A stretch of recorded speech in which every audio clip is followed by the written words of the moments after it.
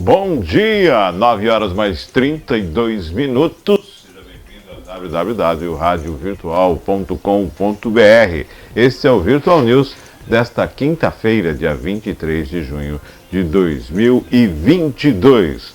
Bom dia, André Lima. Bom dia, Maria Clara. Bom dia. Um bom dia aos poderes constituídos, ao Executivo, ao Legislativo e também ao Judiciário. E um bom dia especial a você que faz parte do quarto poder, que é a sociedade organizada. Começando o Virtual News de hoje. Bom dia para o pessoal, a nação corintiana que está festejando aí, muito né? feliz, né? 4 gols, eu acho que até 2050 tá garantido, viu? Tá garantido. Mas eu vou refazer a pergunta, não tinha goleiro do outro lado? Não, tá não tinha, né? Então, foi Guerreiro. Foi Guerreiro, é. 4-0 foi Guerreiro. Um a menos ainda, aí ficou. Mas tudo bem que os 3-0 foram já no primeiro tempo, né? Com todos em campo. Mas foi aí uma vitória corintiana e a gente tem que reconhecer, né? É o 7-1 contra a Alemanha, o 4-0 do Corinthians em cima do Santos e segue a vida, né? E segue a vida que segue. Teve que tirar a camisa e seguir pro dia a dia. Como é que será que tá na carceragem da polícia? Como é que será que tá na carceragem da Polícia Federal, hein? Ele tá aqui em Santos ou ele já foi para Brasília? Acho que é. Não sei se vai para Brasília, se vai fazer videoconferência. Eu acho que não deu tempo de transferir para ele. Vamos para as notícias desta quinta-feira. Principais notícias de quinta-feira, dia 23 de junho de 2022.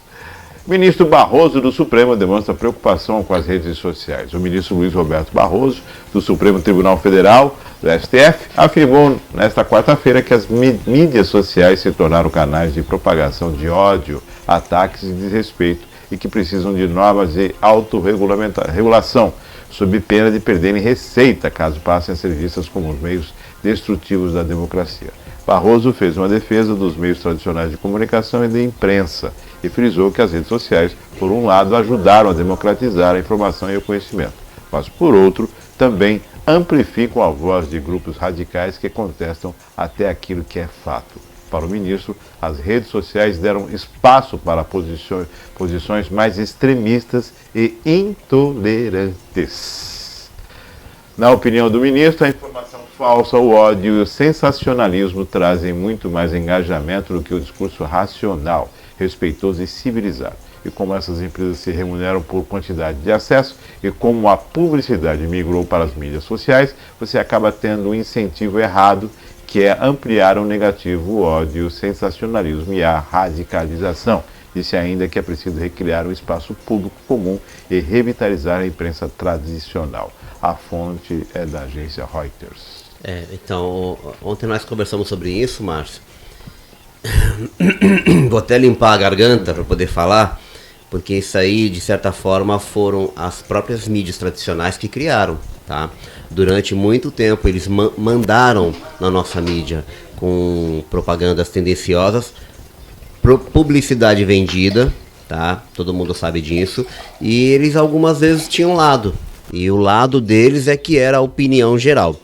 A internet, ela realmente democratizou e infelizmente deu voz a alguns alguns ignorantes, algumas pessoas que não deveriam estar lá, não deveriam, mas estão, tá? Mas só que a gente tem que compreender uma coisa que eu sempre falo isso. Quando teve aquela discussão, se eu não me engano foi em 2006 para 2008, a respeito do jornalismo exigir ou não faculdade, foi parar no STF, jornalismo, foi parar no STF.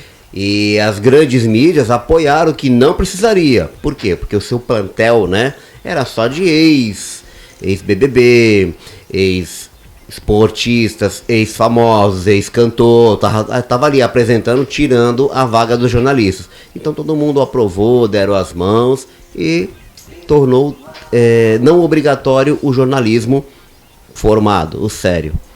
O que acontece, amigo? Eu acho que eles não contavam com a internet. Hoje, qualquer pessoa pode criar um canal de mídia e disseminar informação. E agora eles querem retomar. Eu entendo, assim, André... Isso não volta mais, tá? A discussão precisa autorregulação? Mas espera aí, primeiro, o fato de você ser o jornalista ou não ser o jornalista é uma questão... o conteúdo, a responsabilidade do conteúdo tem que ser dado. Sim. Tem que ser cobrado. Mas o problema é o seguinte, quando você vai no restaurante, você pega o cardápio e você escolhe o que você quer. Exatamente, Márcio. Então, Muito você escolhe. Agora, uma ótima comparação. Agora eu vou estar tentando regular o que na verdade é a consciência da sociedade. É a sociedade que vai escolher o conteúdo que ela quer. Ele quer regular agora quer regular. Né? Então, quando eram as 5, 6 mídiazinhas que sempre mandou, tá tranquilo. Agora quer regular. A imprensa, vem cá, o que a imprensa tem mostrado? Hoje em dia, os canais, nós existimos num canal de internet e colocamos muitas vezes fatos que não são colocados na grande mídia. Claro que não, porque não há interesse para aquela grande mídia. Então, você democratizou. Agora, lógico, tem radicais, mas não tem o direito de expressão. Tem um rapaz, esqueci o nome dele. Eu te dou liberdade, mas... Um rapaz, desculpa te cortar, é um menino novo, que ele é especialista em internet, se eu lembrar o nome dele eu falo, que ele diz que a questão da propagação do ódio, ele fala o seguinte: quando você faz uma publicação, alguma coisa boa sua, por exemplo, conquistei um diploma, me livrei de uma coisa ruim, né? Aconteceu uma coisa boa pra mim, os seus amigos, eles passam lá e no máximo, eles dão uma curtidinha e quem sabe um parabéns. Pô, parabéns, segue na luta, você é merecedor. Agora, quando é uma notícia ruim, a pessoa vai lá, ela curte, ela comenta, ela compartilha, ela manda pro amigo: ô, tu viu isso aqui? Olha isso aqui. Fulano já complementa na matéria. Fulano, assista. Fulano, veja isso aqui. Então, ele diz que a notícia ruim, ela mexe mais com a gente, que é errado. E para uma plataforma, a plataforma ela mede o engajamento pela quantidade de interação. Ela não sabe o que é uma interação positiva ou negativa. Ela tem algumas palavras lá que, se você colocar, ela já te dá um filtrozinho. Acho que a palavra sexo, a palavra nazismo, essas palavras que são mais pesadas, ele te dá um corte. Mas é muito subjetivo. Eu participo de alguns grupos e tem um que são o pessoal do ensino fundamental, né? Antigo primário e segundo grau, o ensino médio, perdão, e o ginásio, né? O ginásio. A primeira, a quarta, a quinta e a oitava. A gente tem um grupo lá do Lincoln Feliciano e eu comentei a respeito de uma situação. Ocorreu um acidente do qual houve uma vítima, um motociclista foi atingido e acabou falecendo no lugar. E automaticamente, quem parou já sacou o celular e começou a bater foto. Isso. E fotografou o corpo da vítima, e fotografou a moto, e vai para a rede, vai para o WhatsApp. Roda tudo. Quer dizer, aí qual é a responsabilidade? Você já imaginou a pessoa que é um parente, não tem ideia da situação e se depara com uma...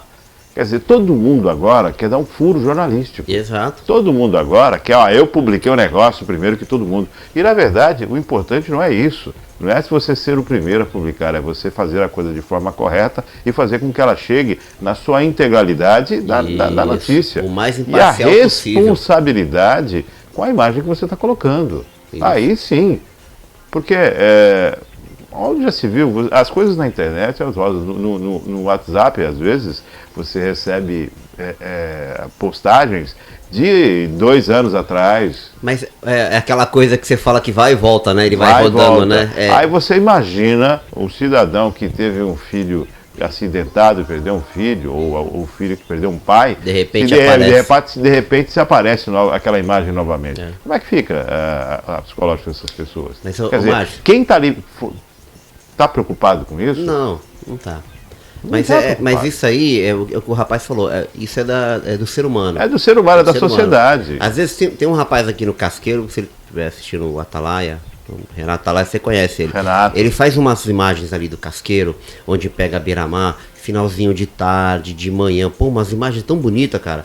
E toda vez que eu vejo, eu vou lá e curto, porque eu gosto.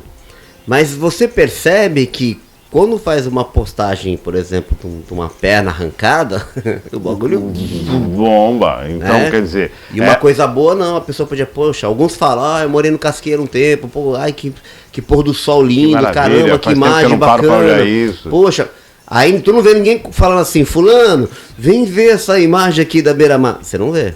Não tem isso. Então, a autorregulação Tudo tem que ter uma autorregulação. Só que você não pode agora querer dizer que tudo aquilo que você defendeu, agora você não defende mais. Exatamente.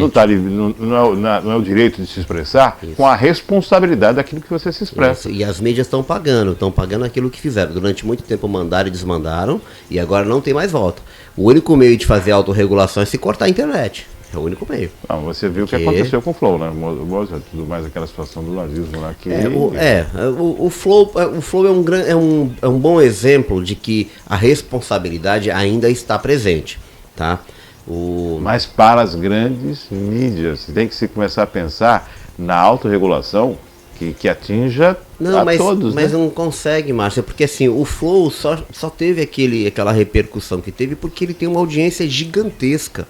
Então o Brasil inteiro viu aquilo, o Brasil inteiro, aquela baboseira que ele falou, e eu assisto bastante, ele já vinha esticando a corda, vamos assim dizer, né? Já vinha esticando, chegou uma hora, arrebentou. Agora, vai procurar todos os conteúdos que estão sendo produzidos. Todos os flows, né, que são produzidos. Isso, para ver se não tem uma baboseira ali. Sempre tem. Vamos para a próxima matéria de hoje? Sigamos. Vamos seguir para a próxima matéria desta quinta-feira. Olha aí, nós estamos falando de internet, viralização. Olha aí, ó. A Prefeitura de Registro, a 188 quilômetros da capital, suspendeu por 30 dias o procurador do município, filmado agredindo uma colega com chutes e socos. Na última terça-feira, foi publicado no Diário Oficial do município o afastamento de Demétrios de Oliveira de Macedo. A Prefeitura também disse que o servidor da Procuradoria-Geral Municipal e da Secretaria de Negócios Jurídicos receberão o apoio necessário, inclusive acompanhamento psicológico. O prefeito Newton Hirota, do PSDB, gravou um vídeo em repúdio ao ocorrido. Ele afirma ser totalmente contra qualquer tipo de violência moral, física e simbólica. Em nota, a Prefeitura reafirmou o compromisso de prevenção e enfrentamento a todas as formas de violência, principalmente aquelas que vitimizam mulheres. A Prefeitura também disse que os servidores da Procuradoria-Geral Municipal e da Secretaria de Negócios Jurídicos receberam também o apoio. Vídeos que circularam em redes sociais mostram a Procuradora-Geral do município, Gabriela Samadelo Monteiro de Barros, de 39 anos, sendo espancada pelo também procurador Demétrio de Oliveira de Macedo, de 34 anos, na sede da Prefeitura, onde trabalha na tarde de segunda-feira. Em depoimento no 1º Distrito Policial de Registro, na noite da própria segunda-feira, a procuradora disse que a atitude de Macedo foi motivada pela reação a um procedimento administrativo aberto contra ele pela procuradora.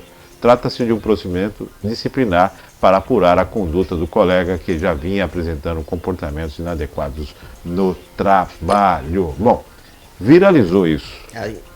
Foi o que você acabou de falar. Alguém estava lá, filmou e soltou. Virou público, viralizou. Agora, viralizou e como julgar? Foi ruim?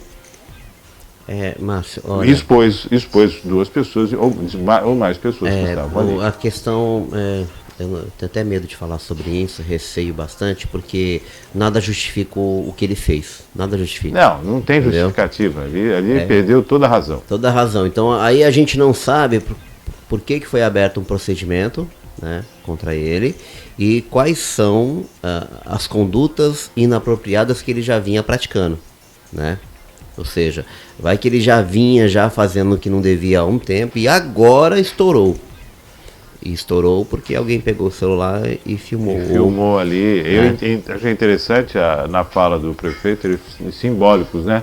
O que é o simbólico? Atenção, o dedo, o pessoal dando o dedo por aí. É o simbólico. Exatamente. Agora, nessa questão, André, o interessante é que essa do apoio, né, psicológico, né, tem que ter acompanhar um pouco melhor isso aí, essa questão do apoio psicológico.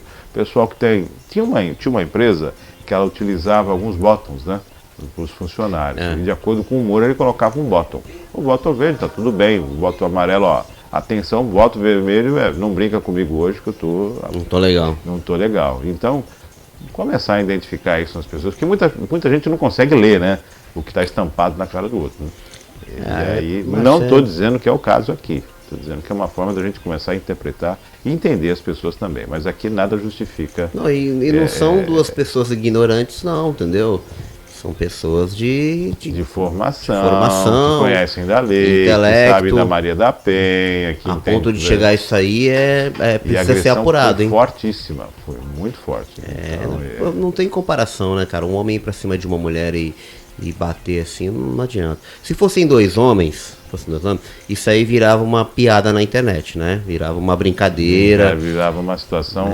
Aí vai falar que um mexeu com o CQ do outro e tal, né? O outro pegou meu grampeador e não devolveu, né? Ou ele sempre pegava meu grampeador e devolvia 100 gramas, sabe? Essas piadinhas. Agora, com uma mulher, eu acho que essa figura perdeu a mão. E começou a distribuir agressão para todo mundo, né? Quem estava filmando, quem foi tentar apartar, quem foi tentar... virou um descontrole total. E óbvio, isso não vai acabar bem. Não, para ele não vai ficar legal mesmo. Primeiro, eu vou te falar, mesmo que ele venha a, porventura, escapar da punição judiciária justa, né? A sociedade ali já... É o que a gente fala da mídia. Onde ele passar ali na prefeitura, o pessoal já vai falar, ó o malandro aí, ó. Expôs e isso pode até prejudicar a permanência no serviço público. É complicado. Pode ter complicações nessa situação. Bom, vai ficar atento, observar, e nada justifica a agressão. Não, de forma alguma. Não Perdeu a razão totalmente. Totalmente. Podia ter o direito que fosse, mas automaticamente perdeu esse direito. Eu gostei uma vez, quando o Will Smith deu um tapa no Chris Rock, e aí nós estávamos vendo, está me faltando agora o nome do humorista, Jim Carrey. Ele disse, é impossível você agredir alguém que te ofendeu com palavras. Como é que você vai dar socos, vai dar supapos, vai agredir fisicamente alguém por ele ter te agredido com palavras? Então ele não admitia isso. E para ele, Hollywood tinha perdido o sentido, porque ele se achava, nós somos os caras legais, mas a partir do momento que numa cerimônia o outro dá um supapo na cara do outro, que agrediu com palavras, quer dizer, é o limite, né? Então, tanto em Hollywood quanto em registro, a situação, o pessoal perdeu um pouco a mão, né? Vamos à próxima. Perdeu um pouco não, perdeu muito, né? Soltou a mão, né? Soltou a mão, perdeu totalmente. Vamos à próxima matéria desta terça-feira. Sim, já pensou se o ministro resolve também, sou indiciado, vou soltar a mão aqui também? Essa matéria aí rodou. Ministro Milton Ribeiro, ex-ministro da Educação, foi preso pela Polícia Federal ontem, quarta-feira, no prédio em que mora em Santos, por volta das 7 horas. A prisão está ligada à investigação sobre suspeita de tráfico de influência e corrupção. O ex-ministro foi conduzido à Superintendência da Polícia Federal na Lapa. O ex-ministro estava sendo aguardado em Brasília às 14 horas de hoje, dia 23, para audiência de custódia. A defesa de Ribeiro tentou a entrada à vista, deu entrada para que ele fosse mantido em Santos. A Justiça Federal negou o pedido e o juiz Renato Borelli, da 15ª Vara Federal, determinou a transferência do ex-ministro para Brasília. Porém, a Polícia Federal informou dificuldades na logística para levar Ribeiro a Brasília a tempo de chegar para a audiência. Então, eu acredito que deve ser uma videoconferência ou então ele vá para Brasília, porque a coisa está empolvorosa, Brasília. Brasília está empolvorosa com essa questão do... Na verdade, é uma suspeita. Isso. É uma suspeita. Ele está sendo uma prisão preventiva de uma investigação que está acontecendo. Lembra do caso dos pastores, né? Então, mas o que motivou foi aquele vídeo, né? Aquele vídeo lá dos pastores lá, onde ele diz que para atender os interesses do fulano de tal, que o fulano de tal é mais próximo, né? E isso não pegou bem. Foi justamente isso que motivou a sua demissão. Só que de lá pra cá a polícia continuou investigando, né? Pra ver se você vai puxando o fiozinho, você vai achando mais coisas. Alguma coisa lá, então continue. Ele foi preso agora para essa prisão preventiva, né? Deve ir a Brasília, O presidente aproveitou para dar uma declaração ontem, eu acho que foi na CNN, que ele disse que isso é uma prova de que a Polícia Federal continua trabalhando, né? Que pegou ele. Eu sei que você tá com o cara que dá risada. Mas a gente tem que levar isso com muito humor, porque, olha, o cara foi ministro da Educação. É pego num vídeo onde tá a galera acertando lá pagamentos, inclusive em ouro, né? Pagamento em ouro. Educação vale ouro. Aí, de repente, né, causou um desconforto no governo federal completamente. O presidente, habilidosamente, né, o dispensou. Só que aí, meu amigo, a polícia tá em cima e agora... Tem toda essa questão e assim, né? Um grupo de pastores já descolou do ministro já. É claro, não, agora ninguém agora tem aquela frase, ninguém solta a mão de ninguém, então todo mundo se soltou. Agora não te conheço. Não te conheço. Aí eu vi, aproveitando o ensejo, eu vi ontem, não sei onde foi que eu vi assim por alto, dizendo, apareceu um documento de carro onde a filha do ex-ministro vendeu o carro para a filha do pastor, aí por isso que tem uma transferência no banco de 60 mil reais, né? Já estão criando uma retórica para justificar. Que seja. Lembra aquela questão, acho que foi do caseiro, do Barbosa, que foram investigar na tinha recebido uma herança, tinha recebido uma grana, aí de repente o pai do cara apareceu depois de muitos anos. Tava vivo, né? Que na verdade tinha uma outra família, aí deu um reboliço danado. Não, Márcio, mas eu vou te falar uma coisa. E aí foi o problema, né? Foram quebrar o sigilo do cara com autorização de quem? Aí tem mais, isso ainda tá rolando ainda, hein? O cara... Mas tudo bem, vai, 60 mil reais, vamos justificar. Mas por que pagou na conta dele? Mas por quê? O carro não era dele, não era da filha? Por que os pais pagaram a transação dos filhos? Bom, presente. Não, pode ter sido um presente. Pronto. Policial, pode liberar o cara, foi um presente, entendeu? Presente, tudo certo. Pode dar um presente. Um ex-ministro não pode dar um presente. Eu acho que é muita tempestade no copo d'água. Qual é o salário do ministro? Eu não sei não, mas Vamos à próxima matéria aqui, que também fala do MEC, né? E tem a ver com essa matéria, também está tudo linkado com a Polícia Federal. É verdade. Voltando no tempo, em fevereiro de 2021, o MEC afirmou a existência de suspeita de irregularidades relacionadas ao Fundo de Financiamento Estudantil, FIES, e que foi aberta uma investigação pela Polícia Federal e a Controladoria Geral da União, a CGU. O FIES concede aos candidatos um financiamento das mensalidades de instituições privadas de ensino.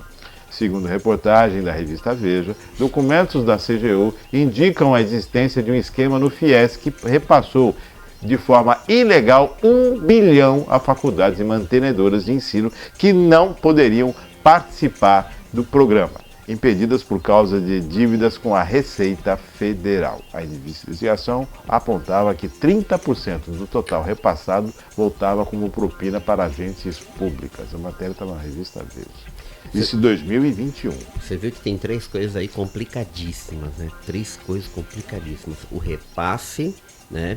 A empresa, a que entidade tá devendo, que recebeu de forma ilegal, e ainda o repasse do repasse, né? Sim, o repasse do repasse, ou seja, propina de 30%, 1 bilhão de reais.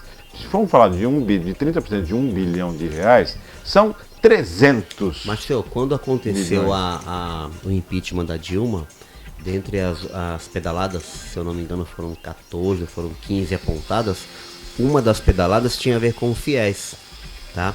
Porque um ano antes o governo aumentou o número de bolsas para assim angariar mais capital, né? Sim. E no outro ano em que ela recebeu, cortou a bolsa no meio. Aquele coitado que começou a fazer a faculdade perdeu o financiamento e parou ali mesmo. Os outros tiveram que fazer das tripas coração, né? E agora tá vendo o resultado. Não adianta você abrir vaga em entidade privada para poder melhorar a nossa educação e não dar continuidade, Márcio. Investir naquilo que deve ser investido, que é no que a gente sempre falou, pública, né? É a base. A gente tem que investir na base. Ah, mas eu estou abrindo vaga em universidade. Não, você não está abrindo vaga, você está transferindo dinheiro público para entidade privada. Porque você paga o primeiro ano, tá? A entidade recebeu. No ano que vem, se acontecer alguma coisa com o governo, uma mudança de plano econômico, uma pandemia aparece, não tem dinheiro, a entidade já recebeu. E o aluno? O importante é o aluno. Então, primeiro, geralmente o que acontece? Você trabalha e depois recebe. Isso. Nesse caso não, paga primeiro. Paga primeiro, aí começa a abertura das vagas. Eu tomo cuidado porque conheço muitas pessoas que se formaram pelo FIES, né? Mas eles sabem que a maioria, num certo momento, teve que tirar do próprio bolso. Tá? Pô, cortou a verba em metade. E agora? Pô, vender alguma coisa. É um contrato de financiamento. Isso, porque o pessoal acha que é universidade pública, gratuita. Não é, é financiamento. Você recebe e depois você tem que até que devolver. Você vai pagar. E agora, né, essa questão aí desse escândalo todo da época, nem sei como é que está essa investigação, porque é muito dinheiro e acende a luzinha amarela, né? Ó, atenção aqui, né? Aí você vê, o escândalo de pastores envolvidos nessa questão. A gente não está dizendo aqui que tem a ver com o grupo evangélico. A gente está dizendo aqui que pilantra se traveste de tudo, né? Exatamente, não tem nada a ver. Ele se traveste, vai se travestir de tudo, né? Pilantra é pilantra, ladrão é ladrão, ele se faz de bonzinho. Ninguém coloca uma estampa na cara, eu sou ladrão, porque... Não, quando eram as entidades sindicais também era a mesma coisa, né? Dirigentes sindicais foram pegos fazendo não sei o que, aí você já condena a instituição toda, e não é isso. E não é bem assim, né? Bem assim. Bom, continuando nessa questão do FIES, o governo federal, agora, o presidente da República sancionou ontem a lei, né, para renegociação das dívidas do FIES, né? Então, para quem está desde 2017 aí no FIES com as dívidas em aberto, que não conseguiu quitar, tem desconto até 99%. Qual ano, Márcio? 2017. Quando foi o impeachment? Tá vendo? É só ligar os pontos. É só ligar os pontos que você vai entender. Tem dá até 99% nos juros da dívida. Nos juros, então. Porque é dinheiro perdido. Não volta mais. Já foi. Ou você resgata esse aluno. E a dívida é com o governo, né?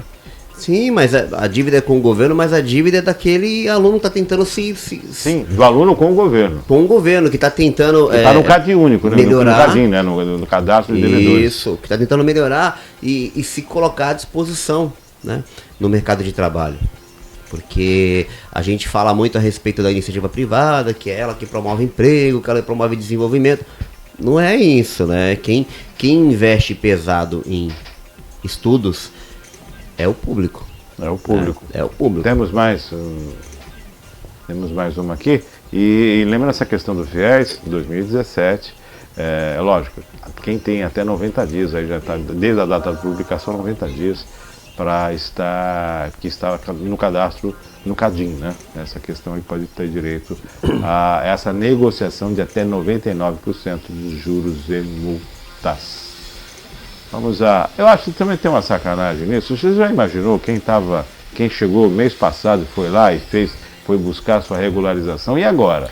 Essa lei vai retroagir para beneficiar? Opa, a tua negociação aqui caiu, ou não, né? Porque é aquele negócio do benefício agora, e o cara que tem um ano pagando ali... Tem que alcançar ele também, né? Tem que alcançar, vamos ter a justiça para todos, né? Tem que alcançar ele. Senão já viu, né? Supapo. É supapo. Sim. E o CAD trabalhou ontem, viu? O CAD trabalhou muito ontem. E o CAD autoriza a venda da rede Extra Farma. O Tribunal do Conselho Administrativo de Defesa Econômica, o CAD, aprovou ontem, por unanimidade, a venda da rede de farmácia Extra Farma para o Pague Menos, impondo restrições que incluem a venda de lojas em 8 cidades dos 17 mercados considerados como relevantes pela autarquia. A Ultrapar anunciou a venda da Extra Farma por 700 milhões de reais. Negócio que tornará a Pague Menos a segunda maior rede de farmácias do Brasil, atrás apenas da Droga Raia Drogazil, que tem promovido há anos uma intensa campanha de abertura de lojas pelo país. Atualmente, a Pague Menos, fundada no início da década de 1980, é a terceira colocada. Olha só a situação aí do ramo farmacêutico, né? A gente não tem ideia E o Não tem nada a ver com a pandemia, não, né? Não, então. A aquisição vai aumentar em mais de 1/3 o número de lojas da Pague Menos, que tem como acionista a gestora de Private Equity General Atlantic. Falei certinho, né? Seu inglês está impecável. Está impecável. Eu não sei, tem hora que eu falo britânico. Para cerca de 1.500 e reforçar sua presença nas regiões norte e nordeste do Brasil.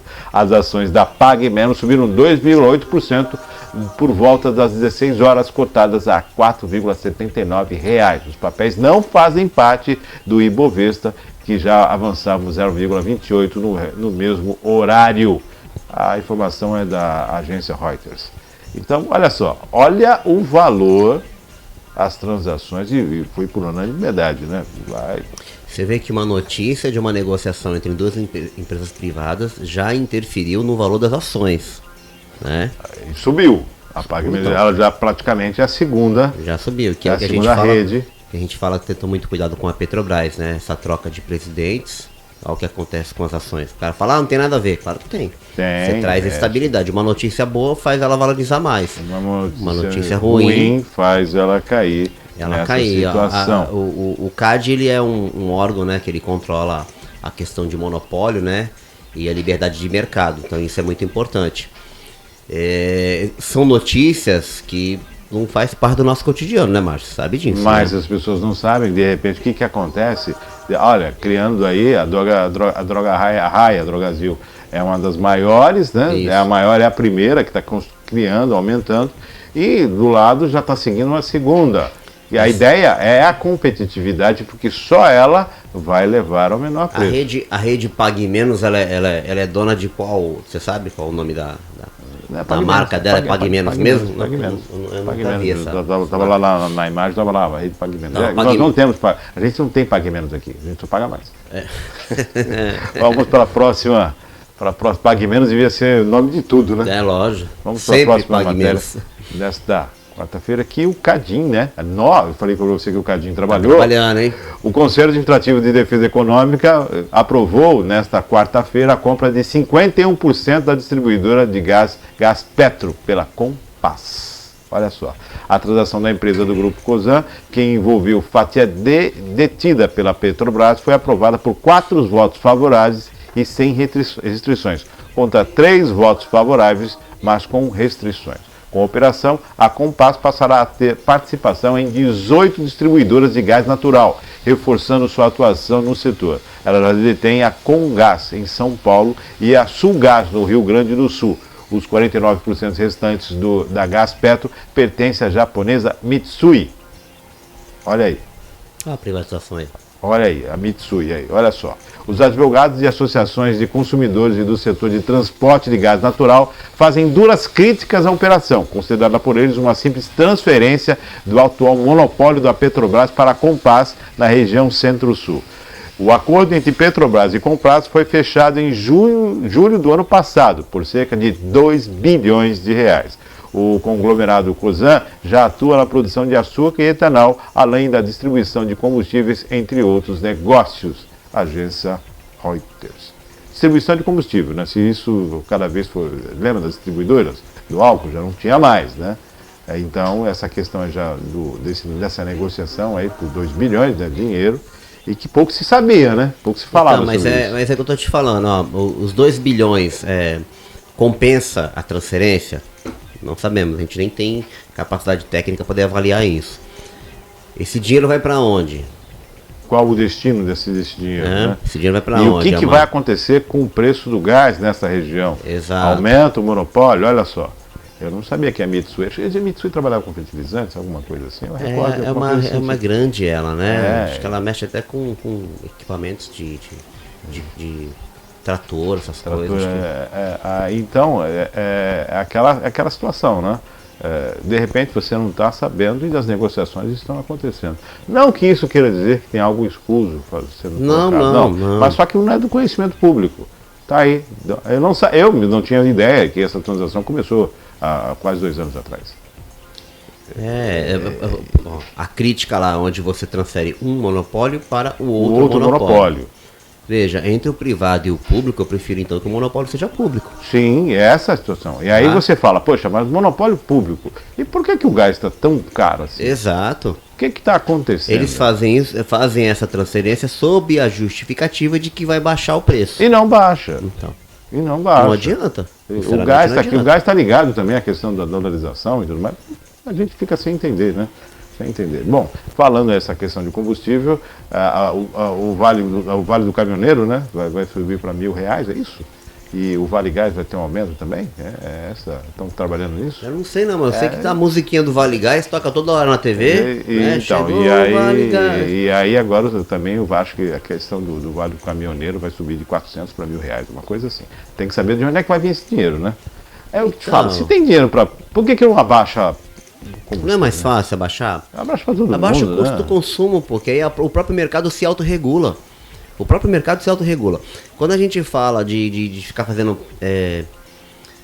protecionismo, né? Paternalismo, que é você assumir algumas responsabilidades em prol do, abre aspas, social. Meu, ao invés de você aumentar esse vale de R$1.000 para os caminhoneiros, por que não baixa o custo? Baixa o custo.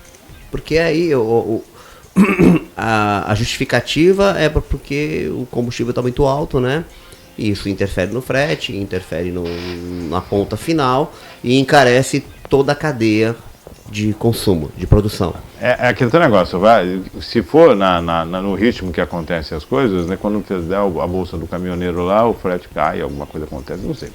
Vai sobrar de algum outro jeito. Não, aí você fala, sai da onde? E vai para onde, né? Exatamente. Quem são os beneficiados? Não é ser chato você fazer esse tipo de pergunta, mas quando você pergunta dessa forma, você cutuca o cara. Vai para o caminhoneiro e vai reduzir onde depois? O dinheiro é público, vai reduzir onde depois? Onde vai reduzir? Ou não vai reduzir. Então, aí esse ano que é eleitoral, mete vale para todo mundo. Disso, cria a bolsa daqui, aí ano que vem... Inclusive essa questão do estado de calamidade, né? Se isso é impetrado, volta de novo o auxílio. O auxílio pode ser feito, né? É claro. O auxílio pode ser feito. Até isso, senão você não tem... Ano eleitoral, como é que você vai aumentar o favorecimento para o cidadão? Não pode, a lei proíbe, não é isso? Você não pode dar nenhuma vantagem nesse período. Estritamente, a distribuição de brindes caracteriza compra de voto. E se você está dando aí, tá dando um benefício, como é que funciona isso? Né? Tem toda uma situação aí que de repente, quando vem aquele estado de calamidade, né? Muda tudo. Aí pode tudo. Encerramos hoje? Maravilha! Cumprimos a nossa meta. A agenda é rapidinho. Nossa meta hoje, André. Mais alguma colocação? Temos alguma? Não, hoje estamos tranquilos. As notícias hoje foram bem pontuais. Vamos orar para que essa questão da Polícia Federal aí seja esclarecida, né? E que a gente consiga colocar luz sobre a educação, né? A educação é o caminho que leva muitas vezes à evolução ou então à Polícia Federal, né? A educação é o caminho. Boa. São dois caminhos só, viu?